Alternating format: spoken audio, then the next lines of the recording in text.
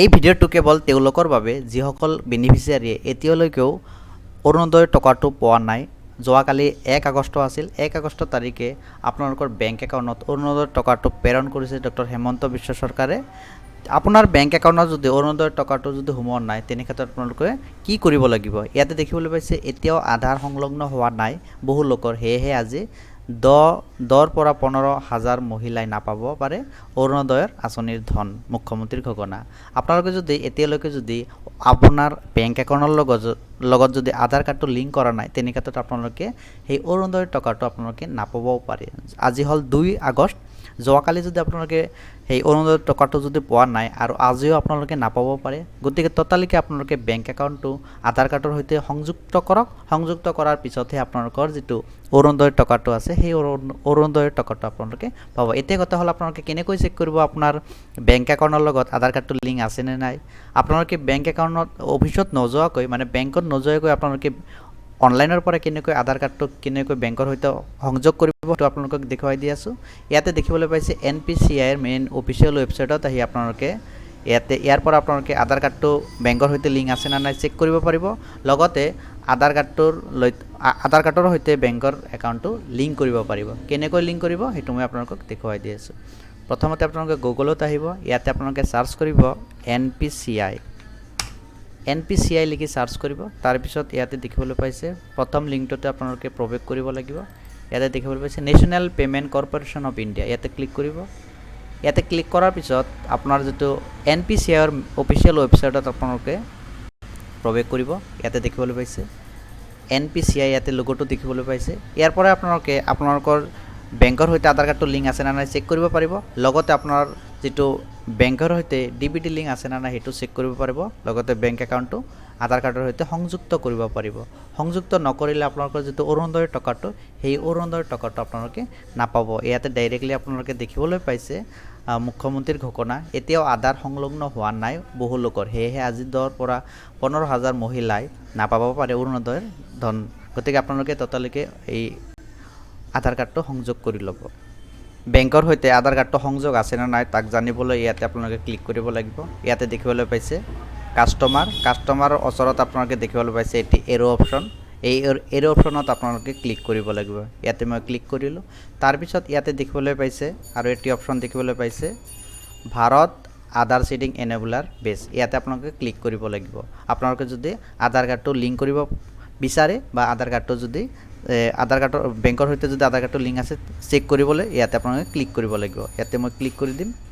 ইয়াতে দেখিবলৈ পাইছে ইয়াতে মই ভাৰত আধাৰ চিডিং এনেবলাৰ অ'কে কৰিছোঁ। অ'কে কৰাৰ পিছত ইয়াতে আপোনালোকে ছাৰ্ভাৰটো ডাউন থাকিব পাৰে। ইয়াতে আপোনালোকে ৰিট্ৰাই কৰি দিব। ৰিট্ৰাই কৰি দিয়াৰ পিছত আকৌ আপোনালোকে ট্ৰাই কৰিব। ইয়াতে ছাৰ্ভাৰটো ডাউন থাকে, তো তেনে ক্ষেত্ৰত আপোনালোকে এবাৰ নহয় দুবাৰ আপোনালোকে ট্ৰাই কৰিব। তাৰপিছত আপোনালোকে অতি সহজে আপোনালোকে ঘৰতে বহি আধাৰ কাৰ্ডটো বেংকৰ সৈতে লিংক আছে নে নাই চেক কৰিব পাৰিব।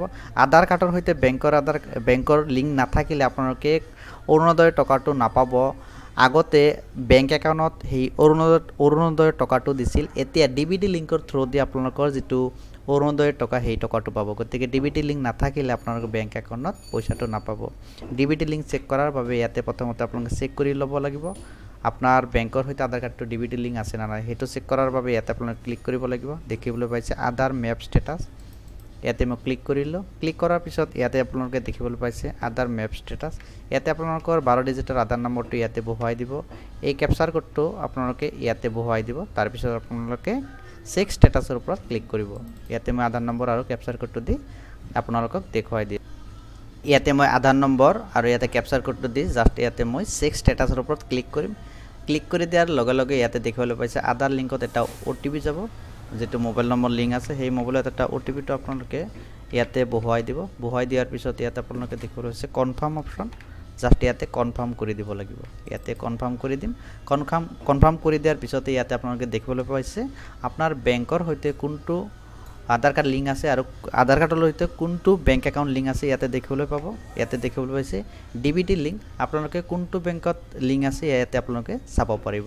এইদৰে যদি আপোনালোকৰ যদি DBT লিংক নাথাকে, তেনে ক্ষেত্ৰত আপোনালোকে সেই অৰুণোদয়ৰ টকাটো ইজিলি পাব। গতিকে আপোনালোকে ততালিকে আপোনালোকে ঘৰতে বহি ইজিলি আপোনাৰ বেংকৰ সৈতে আধাৰ কাৰ্ডটো লিংক আছে নে নাই চেক কৰিব পাৰিব। লগতে কেনেকৈ আধাৰ কাৰ্ডটো বেংকৰ সৈতে লিংক কৰিব লাগে সেইটো মই আপোনালোকক দেখুৱাই দি আছোঁ। এইটো আপোনালোকক দেখুৱাই দিলোঁ, কেৱল আধাৰ কাৰ্ডৰ সৈতে কোনটো বেংক একাউণ্ট লিংক আছে সেইটো আপোনালোকক দেখুৱাই দিছোঁ। ইয়াতে দেখিবলৈ পাইছে আধাৰ নাম্বাৰ, ইয়াতে দেখিবলৈ পাইছে লিংক আছে, কোনটো বেংকৰ সৈতে লিংক আছে ইয়াতে চাব পাৰিছে। এতিয়া কথা হ'ল আপোনালোকে কেনেকৈ আপোনালোকে ঘৰতে বহি বেংকৰ সৈতে আধাৰ কাৰ্ডটো কেনেকৈ লিংক কৰিব। লিংক কৰাৰ বাবে ইয়াতে আপোনালোকে দেখিবলৈ পাইছে 2 নম্বৰ অপশ্যনত ক্লিক কৰিব লাগিব। ইয়াতে আধাৰ সিডিং / ডিসিডিং ইয়াতে ক্লিক কৰিব। আপোনাৰ বেংক একাউণ্টৰ সৈতে আধাৰ কাৰ্ডটো লিংক কৰাৰ বাবে ইয়াতে ক্লিক কৰিব লাগিব। ইয়াতে আপোনাৰ যেটো আধাৰ নম্বৰ সেই আধাৰ নম্বৰটো ইয়াতে বহুৱাই দিব। তাৰপিছত ইয়াতে দেখিবলৈ পাইছে সিডিং ডিসিডিং। আপোনালোকে যদি লিংক কৰিব বিচাৰে তেনে ক্ষেত্ৰত আপোনালোকে সিডিঙত অকে কৰিব আৰু কোনটো বেংকৰ সৈতে আপোনালোকে আধাৰ কাৰ্ডটো লিংক কৰিব বিচাৰে সেই বেংকৰ নামটো দিব। ইয়াতে মই সাপোজ ষ্টেট বেংকটো দি দিছোঁ, ষ্টেট বেংকটো দিলোঁ। ইয়াতে আপোনালোকে যিটো বেংক আছে সেই বেংকটো ইয়াৰ পৰা আপোনালোকে চুইচ কৰি ল'ব। তাৰপিছত ইয়াতে দেখিবলৈ পাইছে 3টা কেটেগৰী।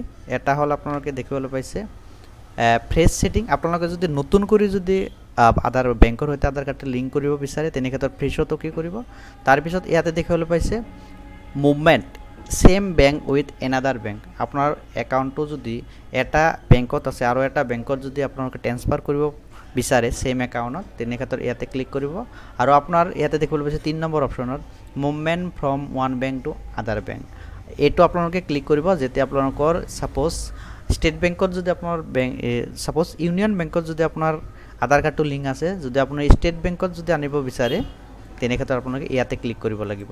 ইয়াতে মই সাপোজ ইয়াতে ক্লিক কৰিছোঁ, অলৰেডি মোৰ বেলেগ এটা একাউণ্টত আধাৰ কাৰ্ডটো লিংক আছে। তাৰপিছত ইয়াতে দেখিবলৈ পাইছে আপোনাৰ বেংক একাউণ্ট নাম্বাৰ, ইয়াতে কনফাৰ্ম বেংক একাউণ্ট নাম্বাৰ। তাৰপিছত ইয়াতে আপোনালোকে টিক বক্স লগাই দি ইয়াতে কেপচাৰ কোডটো দেখিবলৈ পাইছে, ইয়াতে আপোনালোকে ভৰুৱাই দি জাষ্ট ইয়াতে সাবমিট অপশ্যনত ক্লিক কৰিব। এনেকৈ আপোনালোকে সাবমিট কৰি দিয়াৰ পিছত আপোনাৰ আধাৰ কাৰ্ডৰ সৈতে বেংকৰ লিংক অটোমেটিক্যালি হৈ যাব। তো এইভাবে আপোনালোকে অনলাইনত বহি ঘৰতে বহি আধাৰ কাৰ্ডটো লিংক কৰিব পাৰিব ইজিলি। আধাৰ কাৰ্ডৰ সৈতে বেংকৰ লিংক নাথাকিলে আপোনালোকৰ যিটো অৰুণোদয়ৰ টকা সেই টকাটো আপোনালোকে নাপাব। গতিকে অতি সোনকালে আপোনালোকে আধাৰ কাৰ্ডটো লিংক কৰাই ল'ব। ভিডিঅ'টো ভাল লাগিলে ভিডিঅ'টো লাইক কৰিব, চেনেলত নতুনকৈ আহি থাকিলে চেনেলটো ছাবস্ক্ৰাইব কৰি কাষত থাকিব। ধন্যবাদ। জয় আই অসম।